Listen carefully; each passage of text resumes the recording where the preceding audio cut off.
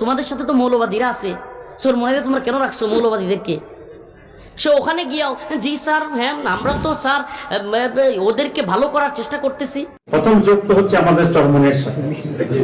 তো আমেরিকান এমবাসিতে আমি গেলাম, বলো যে তোমরা তো মৌলবাদীদের সাথে আসো, এটা কেমন কথা? আমি বলছি এটা কোনো অসুবিধা নেই, তাদের ভিতরে যে কিছু এক্সট্রিমিজম আছে আমরা ওদেরকে ওখান থেকে দূরে আনতেছি। যে দেশের একজন ইসলামপন্থী দলের লোক ওনাকে আমেরিকান দূতাবাসে সৈয়দ আব্দুল্লাহ মোহাম্মদ তাহের সাহেবকে প্রশ্ন করছিল, ওনার নিজের বক্তব্য, দেখেন আমার কোনো বক্তব্য না, উনি বলতেছে যে আমাকে প্রশ্ন করছিল তোমাদের সাথে তো মৌলবাদীরা আছে, চোরমোনাইরে তোমরা কেন রাখছো মৌলবাদীদেরকে?